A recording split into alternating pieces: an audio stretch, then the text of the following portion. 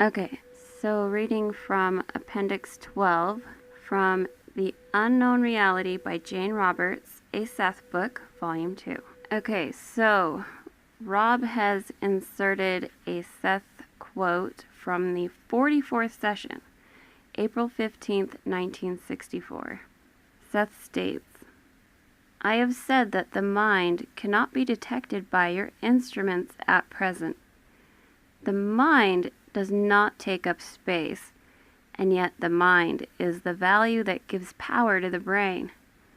The mind expands continuously, both in individual terms and in terms of the species as a whole, and yet the mind takes up neither more nor less space, whether it be the mind of a flea or a man.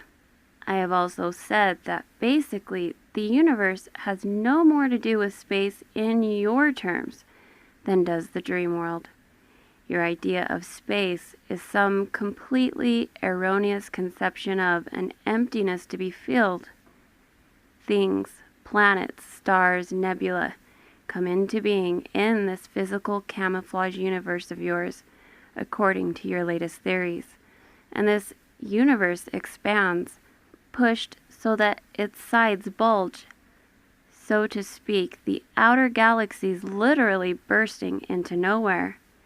True inner space is, to the contrary, vital energy, itself alive, possessing abilities of transformation, forming all existences, even the camouflage reality with which you are familiar, and which you attempt to probe so ineffectively.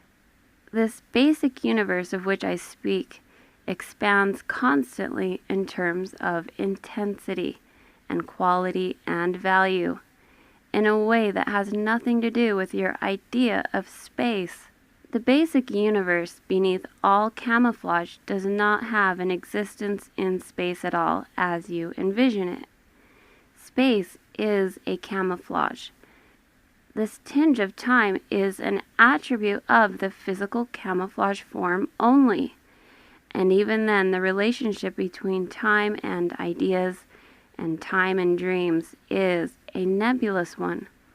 Although in some instances, parts of the inner universe may be glimpsed from the camouflage perspective of time, only, however, a small portion. In the dream world, the mind and the inner universe do exist, but not in space, and if they do not exist basically in time, though they may be glimpsed through time, then your question will be, in what medium or in what manner do they exist? And without time, how can they be said to exist in duration? I am telling you that the basic universe exists behind all camouflage universes in the same manner, and taking up no space, that the mind exists behind the brain. The brain is a camouflage pattern.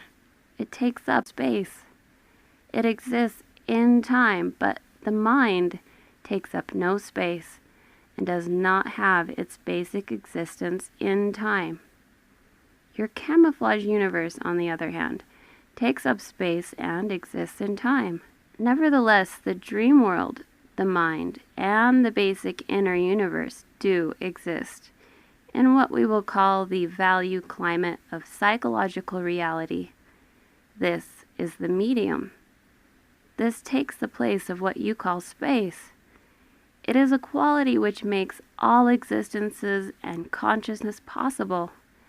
It is one of the most powerful principles behind or within the vitality that itself composes from itself all other phenomena. One of the main attributes of this value climate is spontaneity, which shows itself in the existence of the only sort of time that has any real meaning, that of the spacious present. The spacious present does not contradict the existence of a future as you conceive it. Now, this may appear contradictory, but later I hope that you will understand this more clearly. The spacious present, while existing spontaneously, while happening simultaneously, still contains within it qualities of duration. Growth in your camouflage universe often involves the taking up of more space.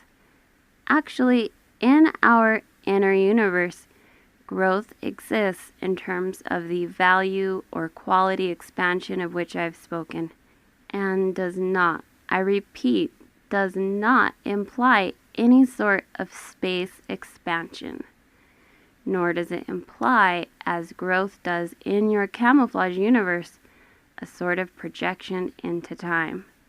I am giving it, this material, to you in as simple terms as possible. If growth is one of the most necessary laws of your camouflage universe, value fulfillment corresponds to it in the inner reality universe. Now, the so-called laws of your camouflage physical universe do not apply to the inner universe. They do not even apply to other camouflage planes. However, the laws of the inner universe apply to all camouflage realities. Some of these basic laws have counterparts known and accepted in various camouflage realities. There are diverse manifestations of them and names given to them. These fundamental laws are followed on many levels in your own universe. So far, I've given you but one, which is value fulfillment. In your physical universe, this rule is followed as physical growth. The entity follows it through the cycle of simultaneous reincarnations. The species of mankind and all other species in your universe on your particular horizontal plane follow this law, value fulfillment, under the auspices of evolution. In other camouflage realities, this law is carried through in different manners, but it is never ignored. The second law of the inner universe is energy transformation. This occurs constantly. Energy transformation and value fulfillment, both existing within the spacious present or at once, add up to a durability that is at the same time spontaneous and simultaneous. You may see what we are getting at here. Our third law is spontaneity, and despite all appearances of beginning and end, of death and decay, all consciousnesses exist in the spacious present in a spontaneous manner, in simultaneous harmony, and yet within the spacious present there is also durability. Durability is our fourth law. Durability within the framework of the spacious present would not exist were it not for the laws of value fulfillment and energy transformation. These make duration within the spacious present not only possible, but necessary. Alright, so right here, Rob inserts that the Seth material on evolution is presented twice in the 582nd session for Chapter 20 of Seth Speaks. He says not only in the session proper, but from an ESP class delivery given a few days later, on April 27, 1971. In class, Seth discussed Charles Darwin and his theory of evolution, and that material, some of which wasn't published in the 582nd session, is the source for his second group of excerpts. So here's that second group. Seth states, he, Darwin, spent his last years proving it, and yet it has no real validity.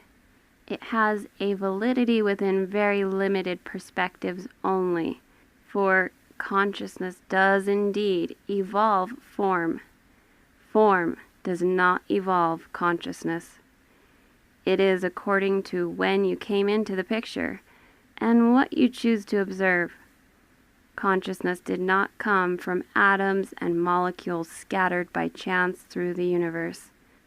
Now, if you had all been really paying attention to what I have been saying for some time about the simultaneous nature of time and existence, then you would have known that the theory of evolution is as beautiful a tale as the theory of biblical creation. Both are quite handy, and both are methods of telling stories, and both might seem to agree within their own systems, and yet, in larger respects, they cannot be realities. Within you, concepts and actions are one.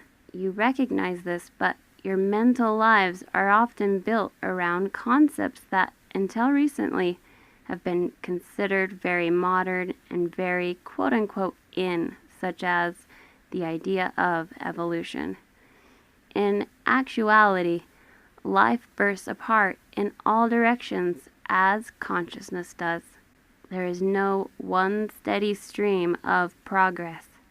Okay, so right here it says, to a student, Seth said, "Now last week, when Rupert or Jane was speaking about the natives, who are such expert dreamers," so the student asked, "But why are they not more progressive?" And Seth adds, "Yet I know you realize that your own progress as a civilization will, in your terms, come to a halt, unless you advance in other directions. This is what your civilization is learning, that you cannot rape your planet, that life did not begin as some isolated substance that in the great probabilities of existence met another similar substance, and another, and then another, until a chain of molecules could be made and selves formed. Using an analogy, neither does consciousness exist as simple organisms separated by vast distances, but as a complicated gestalt." Okay, so right here, Rob inserts, "From the beginning then, Seth has referred to evolution in his material. He attaches his own meaning to it, however, and as I show in this appendix, does not imply that all life as we know it on this planet evolved from a single primeval source. I think it more than a coincidence that in those excerpts from Seth Speaks, Seth mentions Darwin's theory of evolution and the biblical story of creation in the same sentence, for those systems of belief represent the two poles of the controversy over origins in our modern Western societies. The strictly Darwinistic, mechanistic view of evolution, in which the weakest of any species are ruthlessly eliminated through natural predatory selection, and the views of the creationists, who hold that God made the earth and all of its creatures just as described in the Bible. Many creationists believe that the Bible is literally true. The Bible certainly advocates at least a relative immutability of species, rather than a common ancestry in which a single cell evolved into a variety of ever more complex and divergent forms. In between these opposites, there range all shades of meaning and interpretation on evolution. Theistic evolutionists and progressive creationists, for example, try to bring the two extremes closer together through postulating various methods by which God created the world, and then, while remaining hidden, either helped it to evolve to its present state in the Darwinistic tradition, or through a series of creative acts, brought forth each succeeding quote-unquote higher form of life. Ironically, Charles Darwin's natural selection, quote, "the survival of the fittest," end quote, a phrase that Darwin himself did not originate, by the way. This is Rob's notes here, you guys. Anyways, he adds, "allows for all sorts of pain and suffering in the process. The same unhappy facts of life, in Darwin's view, that finally turned him into an agnostic, away from a God who could allow such things to exist. As I interpret what I've read, Darwin didn't deny the existence of a God of some kind, but he wanted one that would abolish what he saw as the quote-unquote upward struggle for existence. According to the geological/fossil record, this conflict had resulted in the deaths of entire species. Darwin came to believe that he asked the impossible of God. Instead, he assigned the pain and suffering in the world to the impersonal workings of natural selection and chance variation, or genetic mutation. For Darwin and his followers, even those of today then, nature's effects gave the appearance of design or plan in the universe without necessitating a belief in a designer or a God. From the scientific standpoint, this belief leaves untouched the question of design in non-living matter, which is vastly more abundant in the quote-unquote objective universe than is living matter, and had to precede that living matter. As counterpoint to Darwin's ideas, here briefly are some of Seth's comments on the human condition and that of the animals. The material is from 2 sessions. The first one is the 580th, April 12, 1971. From once again, chapter 20 of Seth Speaks. Seth talked about the innate creative ability of human beings, even in creating war. Okay, so Seth states, illness and suffering are not thrust upon you by God or by all that is, or by an outside agency. They are a byproduct of the learning process created by you. Illness and suffering are the results of the misdirection of creative energy. They are a part of the creative force, however. They do not come from a different source than, say, health and vitality. Suffering is not good for the soul unless it teaches you how to stop suffering. That is its purpose.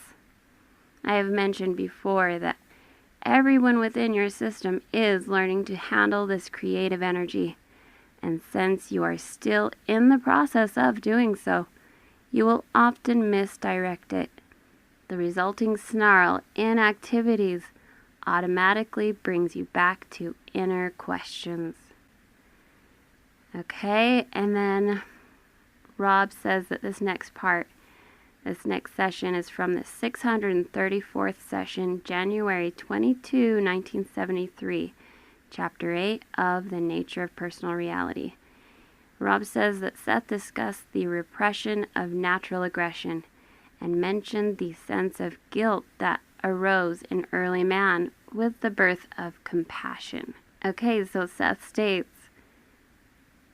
animals have a sense of justice that you do not understand, and built into that innocent sense of integrity, there is a biological compassion, understood at the deepest cellular levels. A cat playfully killing a mouse and eating it is not evil. It suffers no guilt. On biological levels, both animals understand. The consciousness of the mouse, under the innate knowledge of impending pain, leaves the body. The cat uses the warm flesh. The mouse itself has been hunter as well as prey, and both understand the terms in ways that are very difficult to explain. At certain levels, both cat and mouse understand the nature of the life energy they share, and are not, in those terms, jealous for their own individuality. Man, pursuing his own way, chose to step outside of that framework on a conscious level. Okay, so ending that quote by Seth. Okay, so right here, Rob says that the third excerpt that he originally planned to use is from the 690th session in Volume 1 of Unknown Reality, and shows that even when Seth talks of evolution in our terms of ordinary time, he means something quite different from the conventional definition of linear change. Precognition is one of the attributes of growth through value fulfillment that he describes in the already quoted 44th session. Rob also wants to use this material to lead into short discussions of, quote, naive realism, end quote, and evolution at the level of molecular biology. All right, so here's a little Seth quote.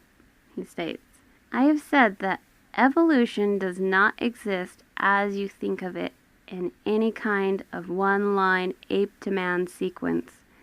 No other species developed in that manner either. Instead, there are parallel developments.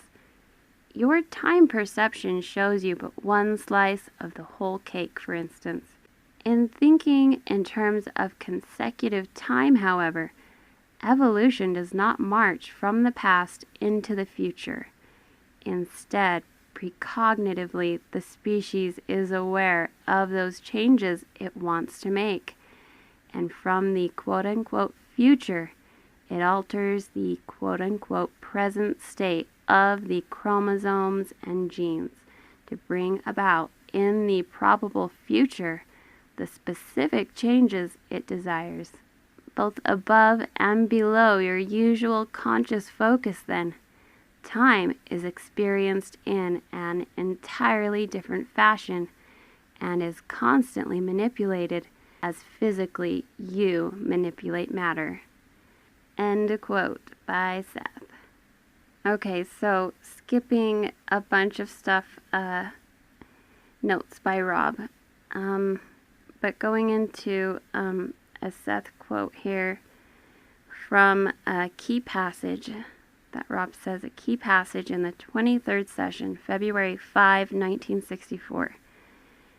Seth states, "Because I say that you actually create the typical camouflage patterns of your own physical universe yourselves by use of the inner vitality of the universe in the same manner that you form a pattern with your breath on a glass pane, I do not necessarily mean that you are the creators of the universe. I am merely saying that you are the creators of the physical world as you know it, and herein, my beloved friends, lies a vast tale." And right here, Rob inserts stating, "A decade later, we're still unraveling that tale with Seth's help." I'll digress here for a moment to note that we expect to be so occupied for the rest of our lives. The intellectual and emotional challenges posed by the Seth material are practically unlimited. Yet, as far as he went in Chapter 5 of The Nature of Personal Reality, Seth was pretty definite in his ideas about physical reality. It seems to Rob that Seth combined certain aspects of naive realism with some of the objections to it. He says, see the 625th session for November 1st, 1972. Right here, he inserts a Seth quote. Seth states, "Because you are flesh and blood creatures, the interior aspects of perception must have their physical counterparts. But material awareness and bodily responses to it would be impossible were it not for these internal webworks. I am saying that all exterior events, including your own bodies with their insides, all objects, all physical materializations, are the outside structures of inside ones that are composed of interior sound and invisible light, interwoven in electromagnetic patterns. Beneath temporal perception, then, each object and event exists in these terms, in patterns that interact with each other. On a physical level, you seem to be separated from everything that is not yourself. This is not true, but in your day-to-day existence, it seems to be, and it is an assumption that you usually take for granted. Again, we run into difficulties in explanation simply because there are few verbal equivalents for what I am trying to say. And that's the end of that Seth quote. Alright, so that is where I'm going to stop for this particular video, and I'm going to pick up the rest of Appendix 12 in the next video. So stay tuned for the next video. There's going to be lots more Seth quotes, excerpts from lots of different books. Thank you so much for watching, listening, whatever. Thanks for tuning in.